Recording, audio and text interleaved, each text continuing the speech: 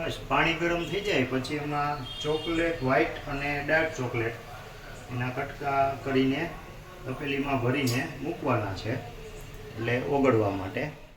गरम पानी में चॉकलेट ने ओगळवा माटे मूकी दीधी है। डायरेक्ट गैस पर गरम नहीं करवानी, આવી રીતે पानी में गरम करवानी है અને पानी अंदर न जाए तेनुं ध्यान राखवानुं। आमां घी गरम करवा मूक्युं छे, एक लोहियामां घी गरम करवा मूक्युं छे। घी गरम थई जाए એટલે काजू बदाम अने पिस्ता आपणे तળી लेवाना छे। आ वखते आपणे डार्क चॉकलेटमां एक्जोटिका बनावी रह्या छीए એટલે હવે આપણે ઘી ગરમ થઈ ગયું છે। હવે આપણે એમાં બદામ તળી લઈએ।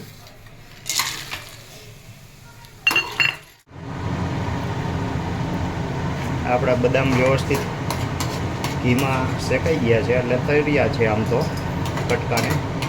પછી કાઢી લઈએ, પછી કાજુ અને પિસ્તાને તળી લેશું। થયું છે, હવે એમાં આપણે કાજુ તળી લઈએ। કાજુ થોડા તળાઈ જવા આવે એટલે એમાં આપણે પિસ્તા નાખી દઈશું।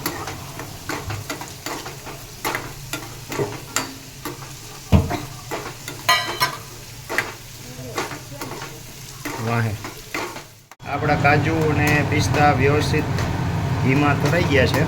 હવે આપણે એમને કાઢી લઈએ। આપણે ચોકીમાં ઘી લગાડી દઈશું। घी આપણે કાજુ બદામ તળ્યા એટલે થોડું વધ્યું હતું નીચે, ચોકીમાં લગાડી દઈએ અને ત્યાં સુધીમાં આપણી ચોકલેટ જોઈ લઈએ ઓગળી ગઈ છે કે કેમ છે। ચોકલેટ સરસ મજાની ઓગળી ગઈ છે। તો હવે આપણે એમાં આ વખતે થોડો મિલ્ક પાવડર નાખશું। આપણે આ વખતે સુગરનો ક્યાંય ઉપયોગ કરવો નથી।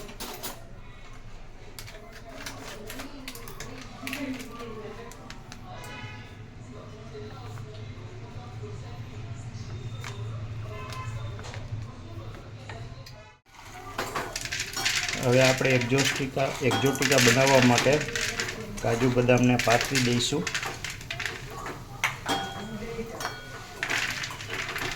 પછી ચોકલેટ નાખશું અને પછી ચોકલેટ નાખીને ઉપર ઘી નાખી દઈશું।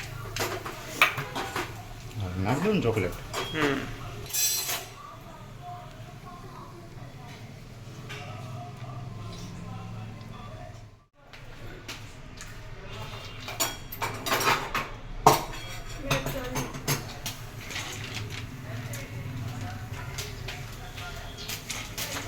આ વખતે નવી ટ્રાય કરી છે, જોઈ શું બને છે, પછી હું છેલ્લે તમને કહીશ કે એવું બન્યું અને તો ટ્રાય તમે કરજો। પણ આમ તો સુગંધ જોતાં તો એવું લાગે છે કે સરસ જ બનશે। હવે આપણી ચોકલેટ વ્યવસ્થિત જામી ગઈ હોય એવું લાગે છે। હવે આપણે એમાં છરીથી કાપા કરી લઈશું।